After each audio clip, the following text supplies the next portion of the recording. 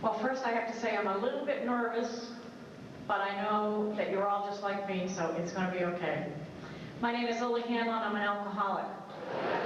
My home group is the Westbrook Alumni Group, and we meet on Wednesday nights at 7 o'clock at the Westbrook Congregational Church. It's a 7 o'clock speakers meeting, and if you're ever in the great state of Maine, we welcome you to come. And you'll find me right in the front row.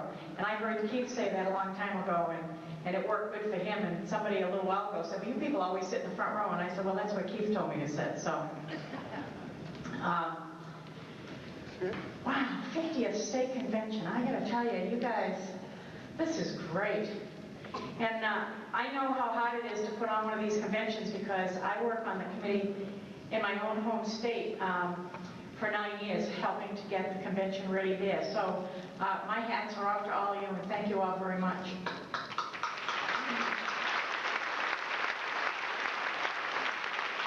Well, I've had a pretty exciting week. This is how my life is. On Monday, I was asked to babysit my grandchildren, and normally I take care of my elderly mother, but she went off to senior citizens, and my daughter went off somewhere, and she left me to take care of the two children. And one of them is 13, and the other one is 6. And I think that, you know, we need to save seats because my little 6-year-old granddaughter's definitely got all the signs of taking after her grandy. And anyway, so I was doing my job and taking care of the children, and they were in the pool, and I was sitting there, and I decided that I would just pick up a few things around the pool while they were in the pool. And my grandson had this little aircraft carrier. It had a little hole in the bow of it about this big, and didn't I manage to stand up and put my foot right in the bow of that boat, drove it into the potted plant that was on the deck, and fell down, thought I broke my knee. And my little granddaughter's going, Grandy, Grandy, are you all right? And I was just like, this is not going to be good. I mean, they trusted me to watch the grandchildren, and here I am laying on the deck thinking I've got a broken knee, and who's going to call 911, and who will take care of the kids? And that was on Monday. And on Thursday, Mom said she thought she'd like to have some grilled salmon. So I went out and I fired up the grill, and I really did. I set the thing on fire, and flames were about 10 feet in the air. There was a propane tank underneath all of that. She was in the kitchen, and I thought she's going to be sitting in a tree in a minute. So I went in very calmly and asked her to leave by the front door. I said, I'm going to call the fire department. Don't get too nervous, but the propane tank out in the yard's on fire. And so they came and put the fire out. And so I went out to dinner tonight with my friends, Jerry and Jill. And so I was telling them about my week, and I came back and I was a little bit nervous, and I went into the bathroom, and I went to pull the toilet paper off the thing, and the whole damn thing came off the thing, and it's rolling down underneath the door, and somebody comes in and they're roaring, laughing, you know, there's the toilet paper going out the door. And all I could say to defend myself was, well, it's not stuck in my pantyhose. So, see, and I'm not even drinking. And I'd like to start by telling you that when I graduated from high school, I hadn't had anything to drink yet, and back then the deal was that if your date was not a member of the graduating class, they couldn't go to the banquet. So what happened was his parents invited us to go out to eat, and I didn't know it until probably about 10 years ago that I was poor growing up. I had a lot of love in my house, and I didn't come from a dysfunctional family, and I know most of you did, but that's not my story, you know. When I got out of there, everything was fine, and but I had loving parents, and my dad came home every night at 4, and anyway, but they saved up their money to buy me this beautiful dress, and I know you girls down here in the South, you know all about those big pretty dresses, you know, the ones with the big hoops and everything. Well, I didn't know anything about that except that you look really good in them, you know, and I wanted to look like Scarlett O'Hara for the night of the prom. And so my parents saved up the money, and they got me this beautiful dress, and I had these beautiful white spiked shoes that were popular back then. And we went to a place called the Portlander, and it was a very fancy restaurant in Maine at the time. And his dad said to me, well, you can have anything you want. And they brought these great big menus, and they were really big, and they had tassels, and I'd never been in a restaurant like that before. And they had things on that menu that I had never heard of. you know, things like Philip Mignon, and I was like,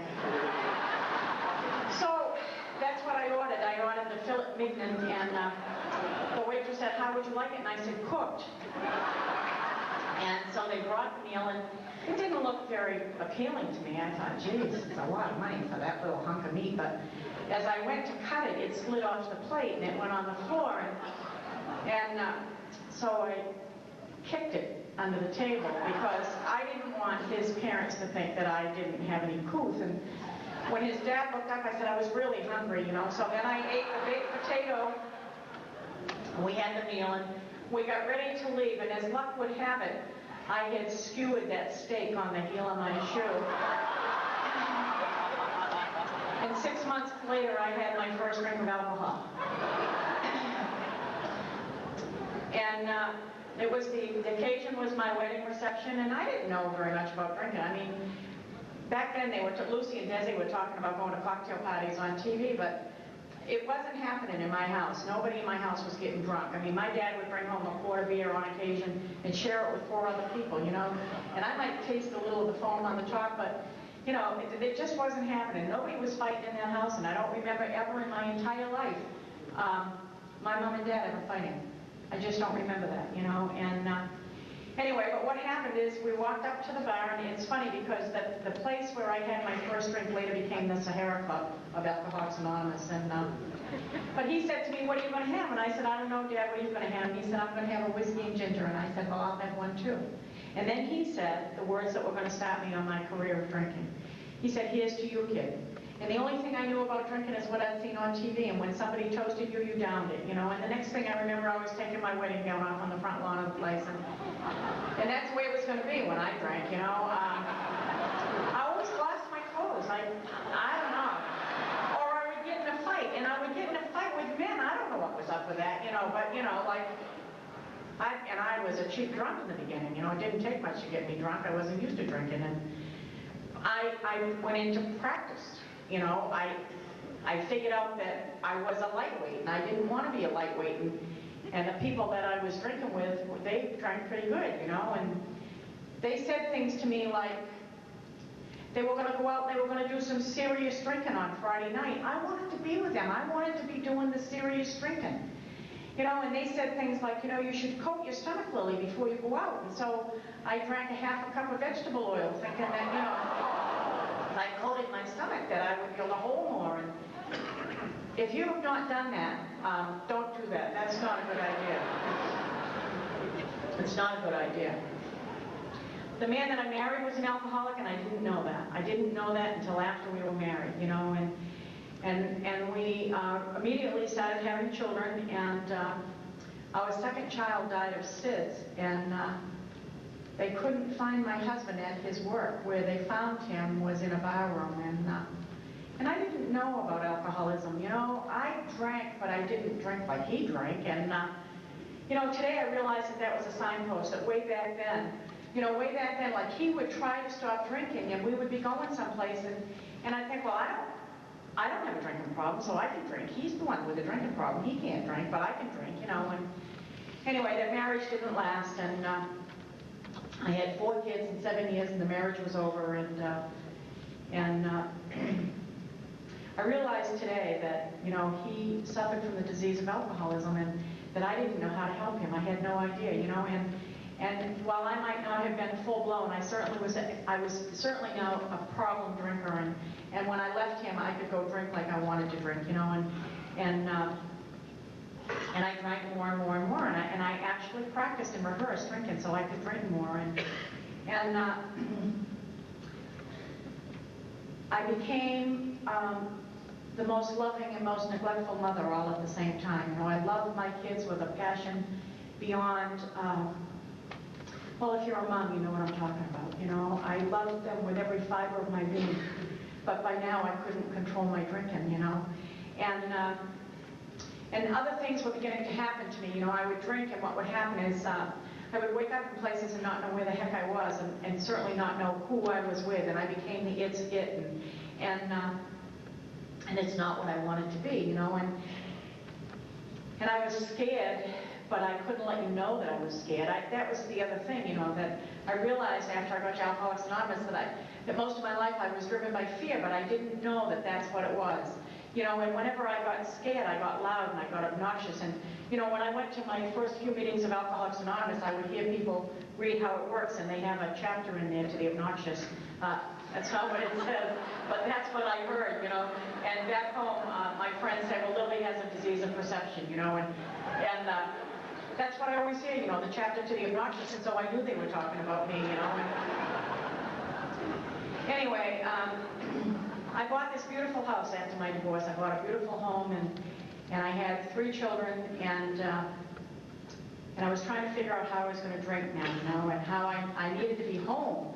And so I came up with an idea. I started about this time in my drinking to come up with good ideas. I used to get really good ideas, and I got this idea that I could go to the store and I could buy a 12-pack, and I could strategically place the beers around the backyard, and then I could, you know, like mow a couple of swipes and have a beer, and then mow a couple more swipes and have a beer, and mow a couple more swipes. And an amazing thing happened, you know. I drank that whole 12-pack, and the lawn looked good. I was where I was supposed to be. The kids were in the house. It looked pretty good. So I mowed the lawn every day. And then I started to get nervous because in like October in Maine, you don't really have to mow the lawn anymore.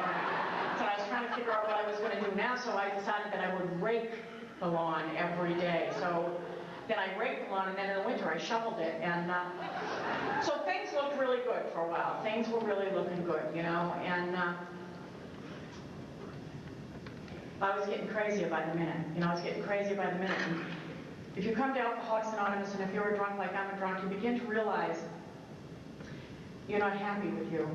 You know, I wasn't happy with me, and so I didn't know how to deal with that, so I would conjure up who I was going to be every morning. I'd wake up in the morning and I'd decide who I was going to be.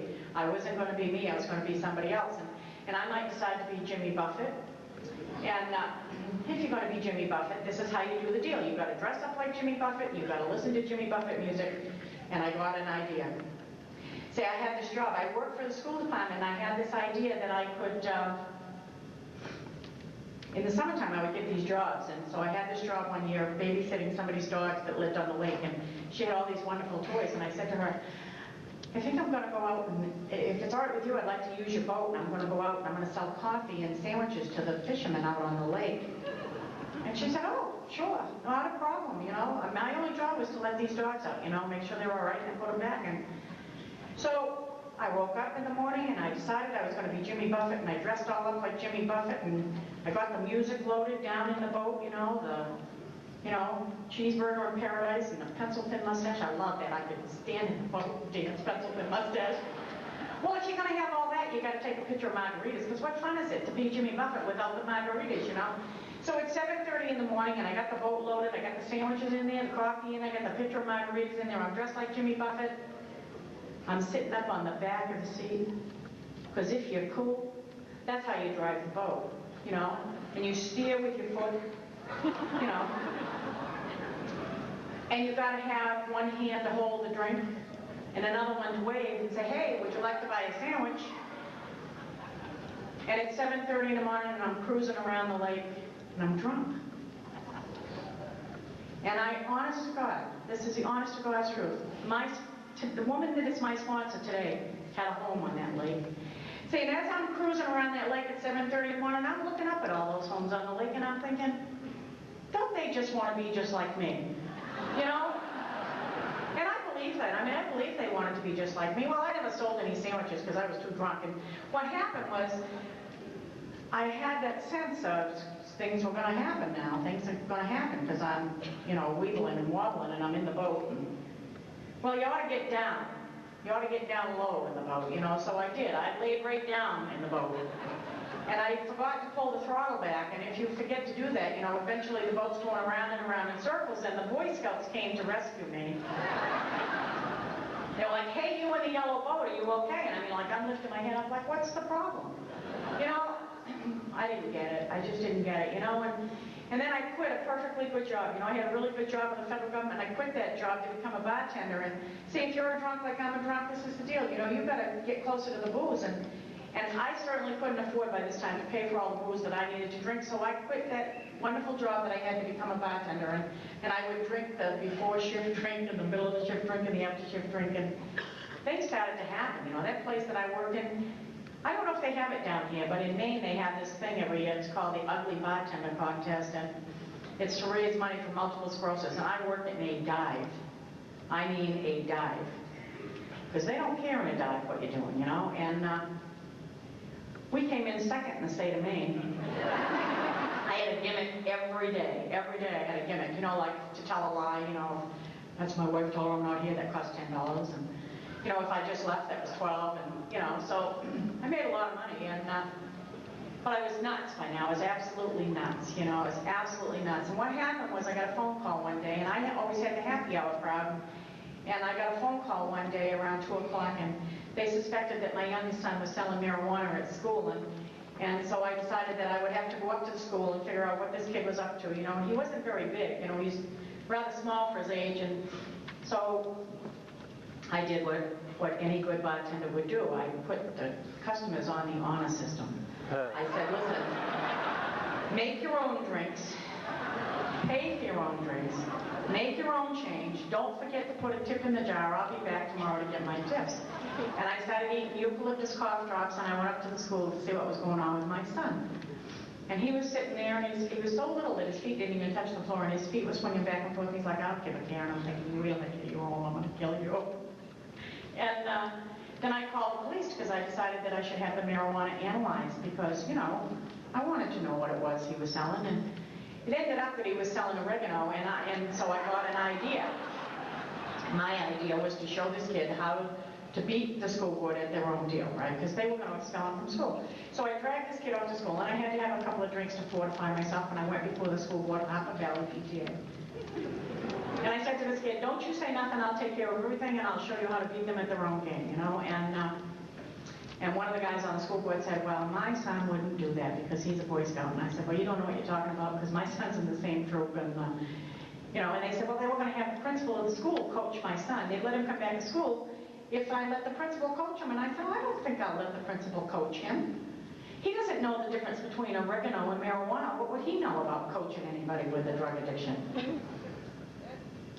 What happened was they kicked my kid out, and about a week later, I signed him up for an alternative school, and I took him to that school, and the day that I dropped him off, they were swinging him by his arm with one hand and, you know, swinging him like this, and I thought, my God, I've turned him over to animals, you know, and so I went to the school and I volunteered. I volunteered for a whole year. I quit my job as a bartender, and I went to the school and I volunteered for a whole year. And they can't fire you if you don't work there. And they spoke to me about my drinking, and I told them it was not a problem, you know, and then I got a night job, you know. During the day I worked at the school where my son went to school, and at night I got a job in a saloon. So now I could be a cowgirl. And so I had all the right outfits, you know. I had the cowgirl outfit, and the white cowboy boots, and the hat, and the vest, and the plaid shirt, and the whole bit. And I'd tent bar, and I'd get drunk, and then, you know, after work, I'd be on my way home, and the cops would pull me over, and they'd ask you stupid questions. You know, like, what are you doing? Where have you been? Like it's any of their business, you know? And so I would say, one night I got pulled over, and I'm all dressed up like a cowgirl, and I got, you know, Tammy Wynette cranking on the radio, and they asked me where I had been, and I said, do you want me to tell you the truth, or do you want me to tell you a lie? And the cop said, well, of course we want you to tell the truth. And I said, well, to be honest with you, I said, my horse died, and I have just come from burying him. And he said, where do you live? And I said, just up the street. He said, well, why did you get there? See, they didn't arrest me. I don't know that it would have done any good, you know, but just why don't you just get there, you know? And then another night working in that same saloon. It was a very hot night like tonight, you know, and we do get some hot nights, and actually it's quite hot in Maine tonight. And we got this idea after work that we'd go skinny dipping. And so there was 3 girls and 3 guys, and we go up to this bridge, and I wouldn't jump off that bridge for $1 million. But that night, I'm drunk, I'll do anything, you know. So And I don't know what it was about me at this stage of my drinking either, but I had fancied myself to be an athlete, and I bought myself a 23-foot van to carry my athletic equipment in, and what I had was a set of darts, and darts. And I know you say it different down here, but it's darts in Maine. And so anyway, I forgot where I was. I'm driving this van, and the cops are pulling me over. The first thing I did when I got this van was I had an Uber horn put in it and a good stereo, because that's important, you know. And I had taken, at this point in my life, I realized what this was all about now. What this was really all about is that I didn't want to get picked up for drunk driving, and I could sleep in the back of that van. So now I had a bed in the back of the van, I had a Coleman cooler full of booze, I had a change of clothes, and a mirror, and I really thought that I was terrific by this point. I didn't think that, I absolutely did not think that there was anything wrong with a mother sleeping on the side of the road, drunk out of her mind in a van somewhere. And what happened that night was we decided to go skinny dipping, and I had this fear always of being arrested for drunk driving, and so I used to take the keys out of the ignition. Wherever I decided to pull over, I would take the keys out of the ignition, I would get out of the car, I would put the keys on the top of the tire on the passenger side, and then I was good to go, because as long as the keys weren't in the car, they couldn't get you for an OUI, right? So what happened is there were 6 of us, and we're being really quiet at 2 o'clock in the morning, as only 6 drunks can be. And we decided to jump off this bridge, and we were all naked, and we, you know, and if you don't know what you're doing, and you hit that water just the wrong way, it really smarts. But we're being really quiet as our butts are hitting the water, and, you know, pretty soon the blue lights come on, and I say to them, I have a good idea, let me handle this, you know, and I said, let's just swim downstream, we'll swim away from the cops, you know, and so we're swimming downstream, and we're being really quiet, and we come up through somebody's backyard, you know, we wait, peeking around somebody's house, and we're all naked, and wait for the cops to take off, and we get back up to the bridge, and they had taken our clothes. And this one guy that was with us was married, and he said to me, Lily, you need to know something. And I said, what is that, Gil? And he goes, my wife is going to be really pissed if I go home with my hair wet. And I said, Gil, I got a really good idea. You get in the front seat, you stick your head out the window, and I'll drive really fast, and you can blow dry your hair. And then your wife won't be mad at you when you go home. So we all get in the car, in the van actually, and we're going up the road, going pretty fast, and Gil's got his head out the window, and the blue lights come on, and I say, let me handle this. So they come to the window, you know how they do, and they shine the light in, and we're all naked. And he says, what are you doing? And I said, we're really hot. We were just riding around trying to get cooled off. And he said, where do you live? And I said, well, just down the street. And he said, why don't you get there, you know? And I got to tell you, just last year around Christmas time, I was in the mall and I saw Gil with his wife, and he goes like this. You know, and my sobriety date is November 8th, 1989, and that happened about 2 years before I got sober, so I don't think that his wife even remembers, but anyway. So now I'm certifiable. I'm absolutely crazy. I'm working in a sleazy bar, and the guys that are hanging out in that bar, you know, they said I was a certified wingnut, and one of them worked at a place called Bath Iron Works, and they had access to some pretty big wingnuts, and they got a great big one, and they mounted it on a board, you know, wood burned in it, certified wingnut, and they gave me that. And I was proud of that. You know, I took it home and cleared the mantle off and put that on the mantle, like, you know, something to be proud of, and I was absolutely nuts. I was absolutely nuts, you know. And another hot night like tonight, I woke up one morning and decided to be Al Jolson. So I got complete black face going on here, and I got white gloves and a tuxedo on. I'm in the van, it's really hot out. And I pull up at the intersection in my town. And these 2 kids pull up, and they got one of those fancy cars with a T-roof, you know, and they're listening to their music, and they're not bothering anybody. But I look over and I think, well, don't they think there's somebody? Oh, I slam that tape into the thing, you know, Swanee, yo, I love you, ho. And these kids are looking at me like, what is up with that, you know?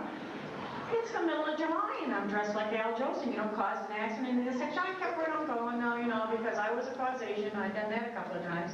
Wasn't in the accident, but caused one, you know, so I just kept right on going, you know, and that's the way it was, you know, and by now I was extremely unhappy with who I was, you know, I was extremely unhappy with who I was, and I didn't want to drink.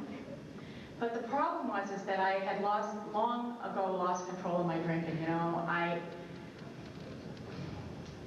tried, you know. If you're a drunk like I'm a drunk and you've made that promise to yourself, tomorrow I won't drink, and then tomorrow would come and I couldn't not drink.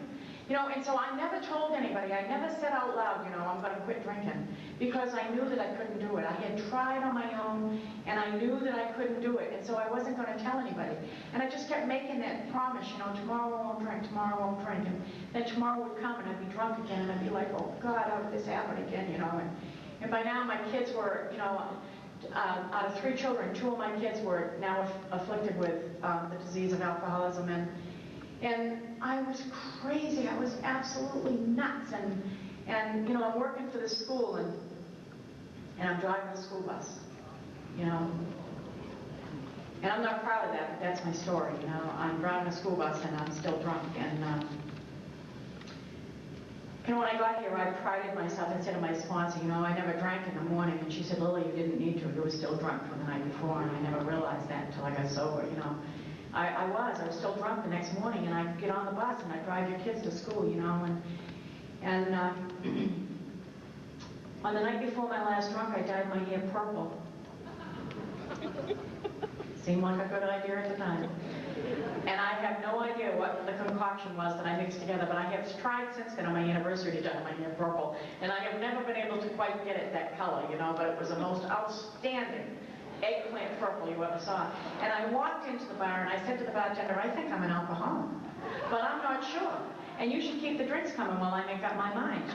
And somewhere in the course of the night, I remember saying this, I remember this as clear as if it were yesterday, saying to this guy, you know, I'm going to go out tonight. When I get in the back of my van, I'm going to ask God to give me a sign. If I'm really and truly an alcoholic, God's going to give me a sign, and I'm going to quit drinking.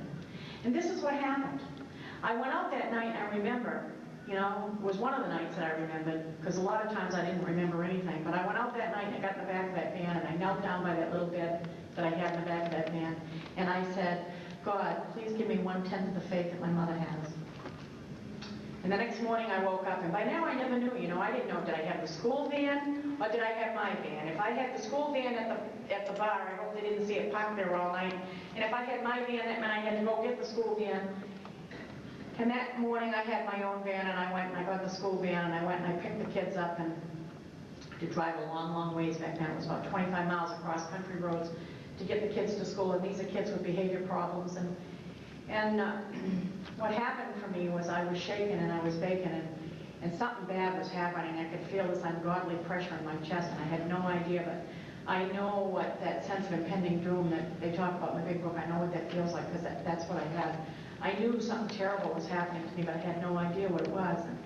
And what happened for me was I got to work. Thank God I got those kids off that bus, and I got them into the school, and I went into my office, and I collapsed with a massive coronary. And I remember waking up in the ambulance thinking it didn't need to be that big a sign. And what happened was they called my family, and they said, you better come. We don't know if she's going to survive.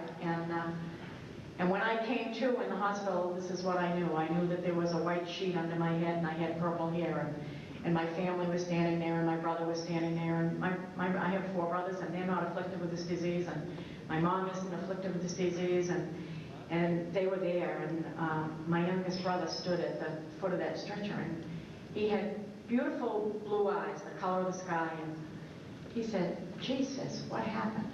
And I said, my God, I don't know, but whatever they're giving me, it's turning my hair purple. You know, here's the deal.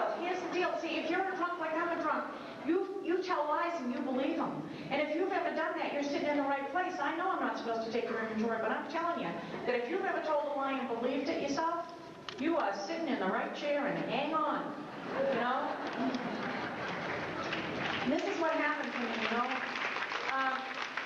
I was in the hospital for about 8 days, and I actually had my last drink of alcohol on October the 29th, 1989, but I called November 8th my sobriety date because that's the day that I went to my first meeting of Alcoholics Anonymous. I did not plan to go to my first meeting of Alcoholics.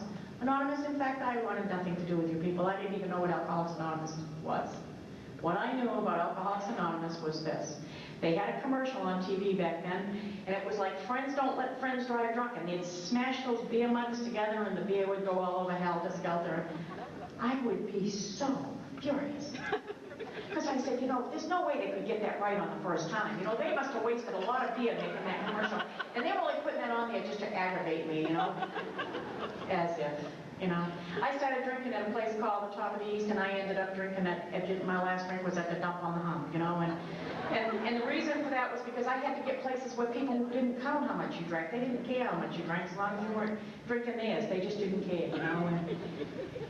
Anyway, what happened for me was I told them in the hospital, they asked me how much I drank, and I was as honest as I know how to be at that time, you know, and not one of those doctors, all those specialists that came in to see me, none of them said to me, do you think you have a problem drinking? So I began thinking, maybe I don't have a problem with drinking.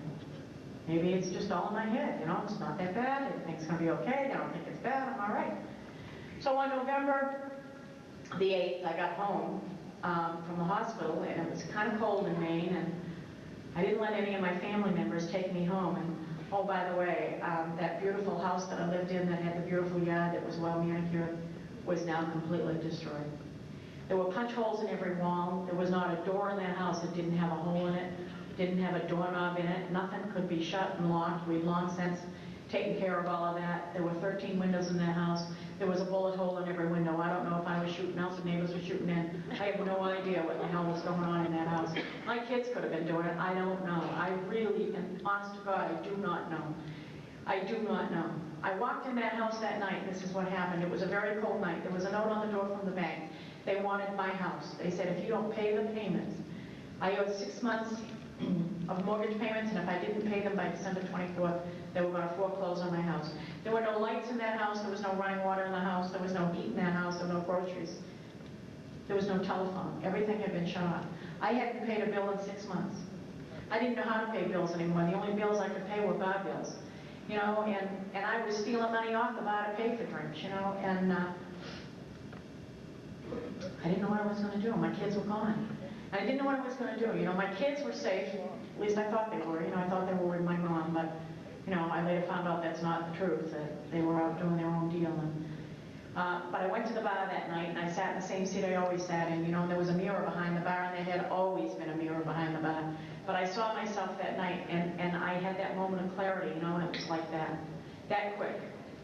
I saw who I really was, and what I saw looking back at me scared the hell out of me. I knew that if I didn't stop drinking, I was going to die in a gutter as a hopeless, helpless, drunk woman, you know, and that my kids deserve better than that, you know, but I only knew it for that long.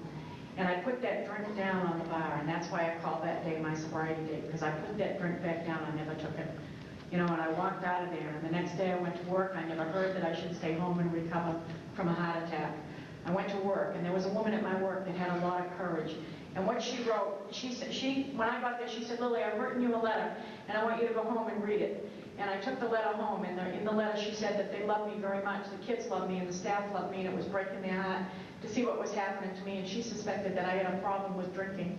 And she was a member in good standing of Alcoholics Anonymous, and if I wanted to go to a meeting, she would take me. And I thought, how dare she? And that same afternoon, I had an appointment with my doctor, and I went to my doctor, and he said to me, Lillie, not only did you have a heart attack as a direct result of your use and abuse of alcohol, you have third-stage cirrhosis of the liver, and if you don't quit drinking, you'll be dead in 5 years. And if you can't quit drinking on your own, you ought to go to AA. And that was twice in one day. And this is my story, and this is what happened, you know. This beautiful lady at my work invited me to come to her house for dinner the next night, and I promised her that I would. And she said she'd take me to a meeting of Alcoholics Anonymous, and I promised that I would go. And you know what happened is I sat home and I thought about it, and I thought, I'm not going to Alcoholics Anonymous. No way am I going to Alcoholics Anonymous. I don't know what you are, but I'm not going. And what happened was I went to the phone to call her up, and you know that 1/10 of the faith I asked for? I heard my mother's voice, and it said, Lillie, if you're not going to go, call her and tell her you're not coming, because it'd be really rude not to show up. And I went to the phone to call her, and the phone was dead. And it never occurred to me to go to a phone booth and call her, so I drove 15 miles to her house to tell her I couldn't come. She said, come right in. I walked in, she had a table all set, beautiful candles and flowers. There was a gift for me sitting on the plate, and it was wrapped up and had a big bow on it. And I unwrapped it, and it was a big book of Alcoholics Anonymous. It was a blue book, and in big white letters it said Alcoholics Anonymous, and I can remember sitting at the table thinking, how in the hell am I going to get out of this? And she said, why don't you read inside the front cover? And inside the front cover she had written, to Lillie, my friend with love, may you someday know how important this day is to me.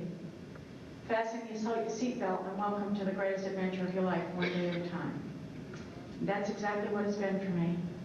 That was on November the 15th of 1989. I went to my first meeting of Alcoholics Anonymous that night, scared to death, sat in the third row. This lady gave a wonderful talk. I'm sure I don't know what she said. What I heard her say was, here at the Portland group, we have a way to help you start a new way of life by offering you a white chip. And I thought, you have got to be kidding. You don't drink and they pay you off in poker chips? You know, and this is the deal. See, I'm sitting in the third row with purple hair sticking straight up, the coat up to here, looking around the room thinking, well, I have something to an all-time low now. The next words that she said were the words that saved my life, and these are the words she said. If you're too afraid to pick up a white chip, see me after the meeting and I'll give you one. See, I was scared to death, but I couldn't let you people know I was scared. So I got right up and I marched up front and I got that chip and a wonderful thing happened. You all applauded. You said, welcome, you're amongst your own kind. Grab your seat and hang on. It's going to be a wonderful adventure and it will just keep getting better and better and better.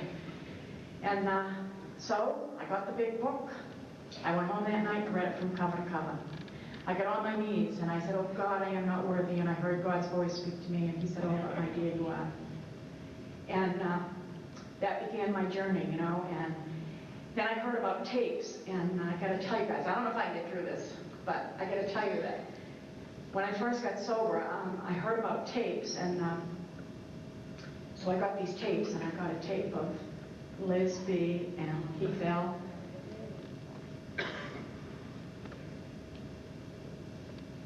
and June, and I would listen to them every Sunday morning for hours over and over and over again, and it kept me sober. And here I am speaking with you guys. I can't believe it. I had no idea what God had in store for me. I had no idea.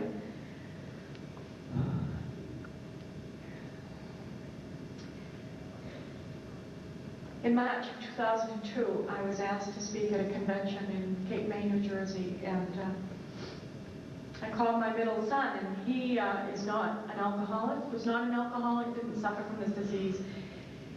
But my oldest daughter and my youngest son both suffered from this disease. But my son was everything that he ever wanted to be. He told me when he was a little boy he wanted to be a police officer, and I said, of course you do. And when they were about 14, I was in a national dart tournament and drunkenly took them to Washington, D.C., and my son said, Mom, someday I'm going to be a police officer in this city. And I said, of course you are. And my son joined the Marines right after getting out of high school, and he was Marine of the Cycle, and I was scared to death for him, but I was so proud of him. And then he came home from the Marines, and he got a job at the Department of Defense, and his job was guarding foreign dignitaries, and he guarded Pope John and Mother Teresa. He said the biggest thrill of his life was to be embraced by Mother Teresa. And then he called me one day and he said, Mom, he says, I'm not going to do that anymore. I've got a chance to go to police academy and I'm going to go be a cop. And I said, okay, honey, if that's what you want to do, go do that, you know. And all my friends said to me, Lillie, aren't you scared to death? He's a police officer in the most crime-ridden city in this country, you know, and he was stationed in a place called Anacostia. And I said, no, how dare I stand in the way of his happiness, you know. And by now I was sober and I knew that that's what he wanted to do. And I called him and I said, Sammy, I'm going to be speaking at a convention in Cape May, New Jersey. And he said, Mom, I can come there, he says, and hear you speak. And he says, I can take the ferry across from Delaware. And he came that weekend, and we had a wonderful time together. And you know, we raced up to the top of the Cape May Lighthouse, and we picked up white seashells and rocks on the beach. And he said, why am I doing this? And I said, because I do one-day retreats, and I'm going to use these when I go back home. And he got to meet Jerry and Jill and Joe, and they took pictures of us. And on May 1st of 2002, I got the phone call that no mother ever wants to get. Sammy was dead.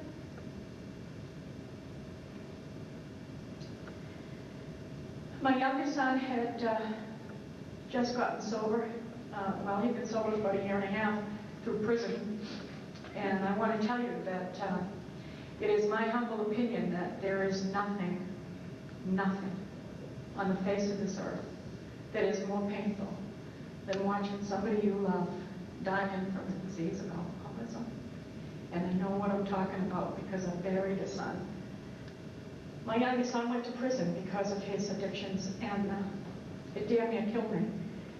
It damn near killed me. You know, I'd go there and I'd see him, and you know, he had that cocky jailhouse attitude. I'd want to reach across the table and rip his tonsils out. But I'd come out of there and my heart would be broken, you know, because it's not what I wanted for him. It's not what I wanted for my kids. And my sponsor, I was lucky, you know, I got a sponsor right off the bat, and she sponsored me into service work immediately. She didn't care whether I had 30 days or 30 cents or anything. She just said, you go down to the CSO office and you hang out down there and they'll teach you a few things, you know. And they taught me about the 12 traditions, and they taught me how to do 12-step calls, and they taught me how to be involved in service. And one day the phone rang and it was my daughter calling for help. And I said, I don't know what to do. And the director of CSO said, oh, honey, yes, you do. You get another woman and you go sit by her bed and you tell her that if she wants what we have, she does what we do, and she'll get sober. That as long as she doesn't drink, she'll never have to feel like this again. And you know, the miracle is that girl is sober with 14 years of sobriety today. And I'm a blessing. So on the day that my son died, I had to drive to Hallwell. My son had recently been released from prison, and on the way there, I didn't want to call him and tell him about his brother. On the way there, I was just sobbing and thinking, I'm going to lose both of my sons today. And my faith was shaken, you know, my faith was shaken. And what happened was I drove up there, and I wanted to let you know, too, that after I got that phone call, I made one phone call. I called one of my friends. There's a group of us gals now, there's 5 of us, and we go to dinner every Wednesday night, and have been doing so for 12 years, and they have nicknamed us fondly in Maine as the Gutsy Girls. And we have been through some horrific shit together, and excuse my language, but and we've been through joys too, you know. And but I want to tell you, I made one phone call to one of the Gutsy Girls, and I never had to do another thing. They stood there and they supported me and they helped me. And that day I drove to Hollowell, which is about an hour's ride from where I live. And when I got there, I stood out in the driveway with my son, and the minute he saw me, he started to cry because he knew something was wrong. And he thought that it was his grandmother that passed away, and I told him it was his brother, and he fell to his knees. You know what he said to me? He said, Mama, a drink isn't going to fix this. And he just celebrated 6 years.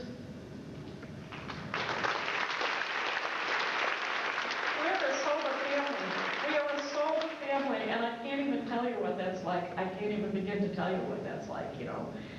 So my son passed away, and they brought his body from Washington, D.C., and they brought 70 police officers, and they brought his cruiser, and I don't know how many others, and we're at the funeral home, and his partner is hugging me, and he said, Lily, I've never seen anything like this in my life. Everybody from AA turned out, everybody, because you see, I had done service work throughout the entire state, and everybody knew me, and the word went through AA like wildfire, and they all came to support me, and they were all there in that funeral home, and there were about 800 people in that place, and his partner hugged me, and he said, Lily, I've never ever seen anything like this in my life. I've never seen anybody with so many friends. And I said, oh, honey, they're not all here. And he said, what do you mean? And I said, well, a lot of them wanted to be here. I said, but when they drove up here and saw all these cruisers, they just kept on going.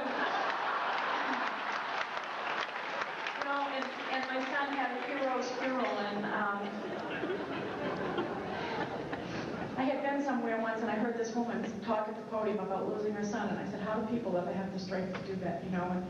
And it's my story, and God gives me the strength to let you know that, you know, you can suffer the most horrific things in this program, but you don't have to have a drink. And like my son said, a drink ain't gonna make it better, you know? And I gotta tell you some of the wonderful things that have happened, you know? I've completely restored that home.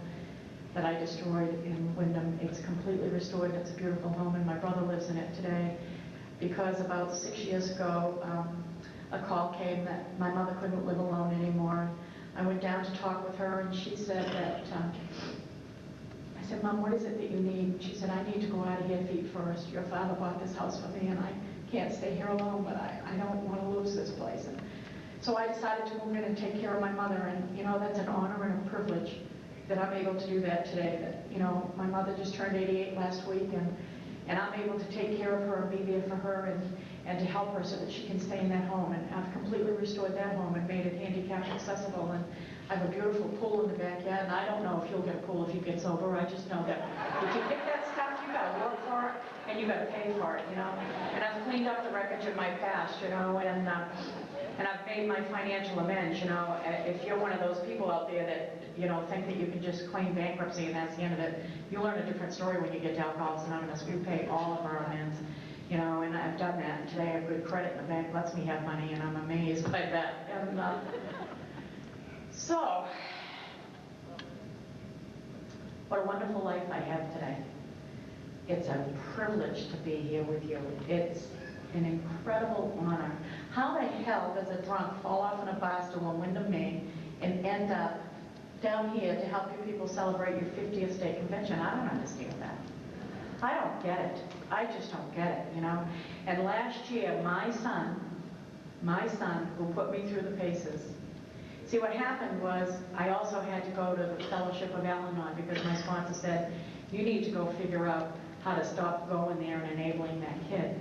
And so this is what happened. You know, I would go to prison and visit him, and it would break my heart, and I would come out of there and I'd call my sponsor and I'd be crying, and she'd say, what's the matter with you anyway? And I said, well, I just went to visit Tom. And I said, it's killing me. It's just breaking my heart. And she said, then you can't go there anymore. You just can't go there anymore. You need to go to Al-Anon, and you need to figure out what's wrong with you, because you just enable him all the time. All you do is pay his bills, pay his bills, pay his bills. And so I learned how to be tough. I learned tough love here. You know, I learned it in Al-Anon, and it was supported by the people in AA. You know, and they told me how to be a tough love mom.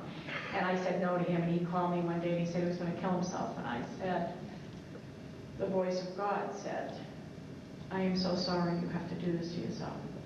But if you do, go knowing that I love you, and there's a way out, and it's called Alcoholics Anonymous, and I hope you find your way here. And the miracle is that he did find his way here, you know. And last year he hosted Jack, and so I'm on a mission today. I'm supposed to show Jack pictures because God always puts the frosting on the cake. You see, my son is sober, and he met a sober woman, and they fell in love in this program. And a year ago, I was asked if I would go and support the Fellowship House, which is a recovery house for men. They were having an auction to raise money. And I said, sure, I would go. And by now, my credit was in pretty good shape, and I had a little money in the bank, and the number one thing they were auctioning off was going to be this cruise.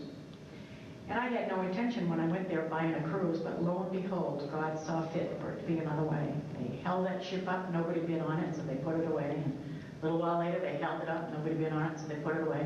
And at the end of the night, my friend that I was with says, hey, what about that cruise? And the guy says, well, does anybody here want this cruise? I said, oh, I'll give you $600 for it. And he said, sold. And I got this cruise, and I'm holding this cardboard boat under my arm, and this guy comes up to me and he goes, you got the cruise, that's great. And I said, I'm not keeping it. I'm going to give it away. And he says, you are? I said, yeah, I'm going to give it to my son. I said, he's getting married September 24th, and I'm going to give it to him for his honeymoon. And he said, who's your son? And I said, Tom, Tommy H. And he goes, he's my sponsor. I said, don't tell him. Don't tell him. Here's God putting the frosting on the cake. I got that cruise. They got married on September 24th, and that cruise left out of Miami on September 25th. You know, they came home from that cruise. About 12 weeks later, they said to me, you know, Ma, that honeymoon cruise turned into the conception cruise. That baby was due July 2nd. And I was asked to speak in a convention in Nashville, and I kept saying to them, you better have that baby on time. I said, because I got to go to Nashville July 6th. You better have that baby on time. You better have that baby on time. And here's God putting the frosting on the cake. This young couple that are both sober, and this son that paid the price of going to prison, Their baby came early. I was asked to speak at home at an old-timers convention on July the 9th. And Jerry and Jill were coming to my house to spend the night before they were going up to tape a weekend. And we stayed up all night. And you see, I've turned into a hobby organist since I got sober. And my goal was to make a CD for my new granddaughter that was coming. And Jerry and I stayed up, and Jill, until the wee hours of the morning, getting it transferred from a floppy disk onto a CD so that I could give it to my granddaughter for her shower. And at 6 o'clock in the morning, my son called and said, "Mom, we're on our way to the hospital to get that baby."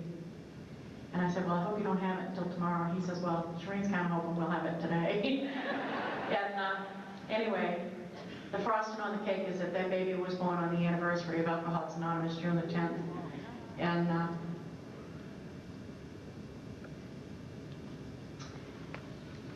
you should see me when they see him with that baby.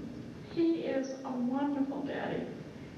He just is smitten with that kid. And I said, "You are screwed." She is 6 weeks old. She weighs 8 pounds. And she, as her daddy, she's wrapped right around his finger, and he with her.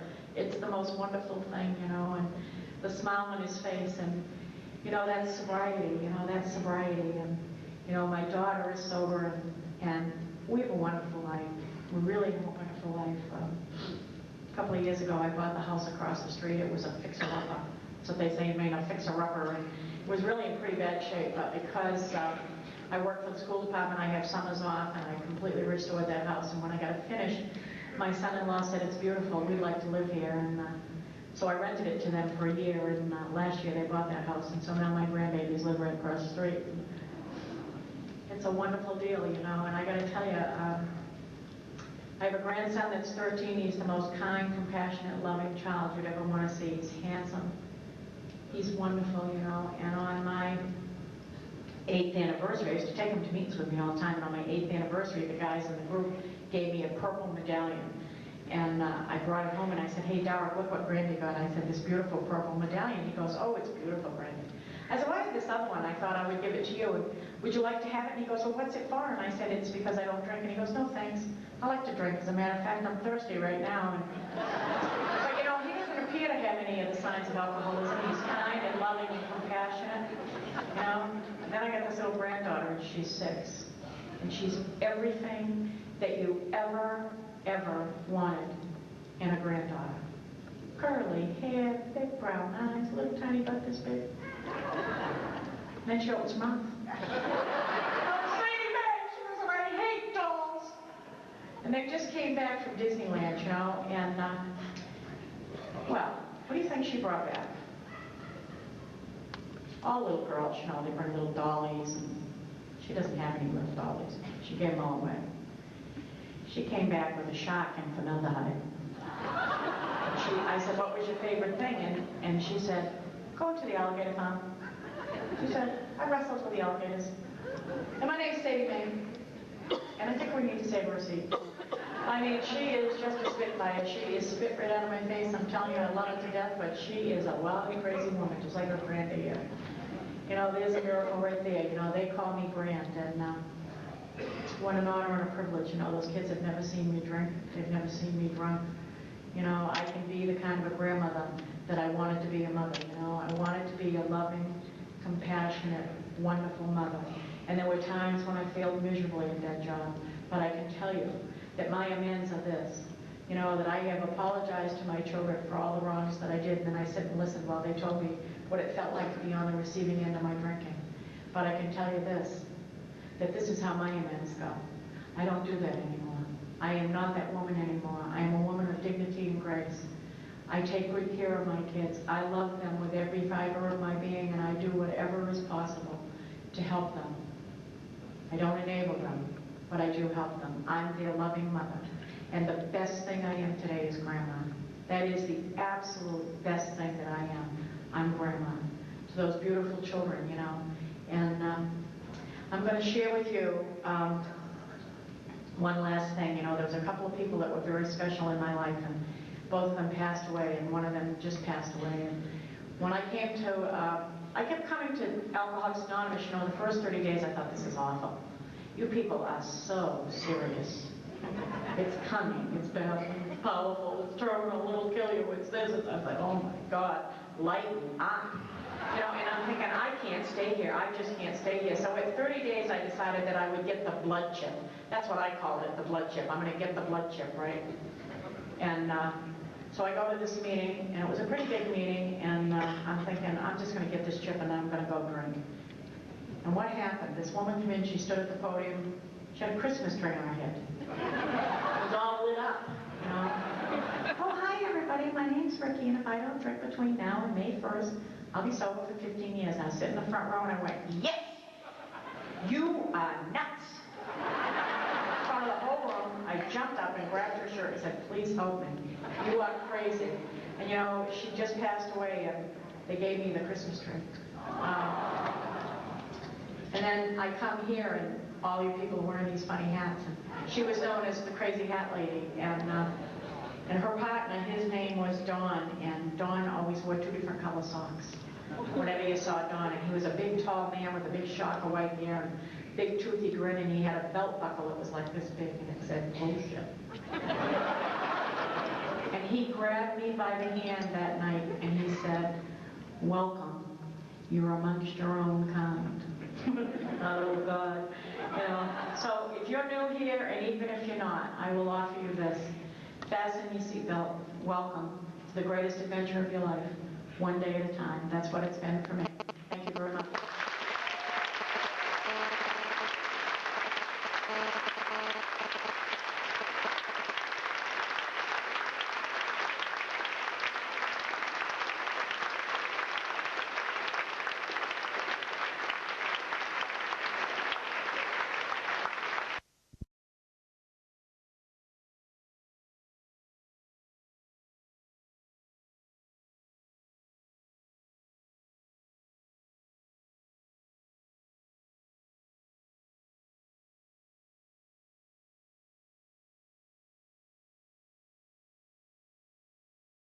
And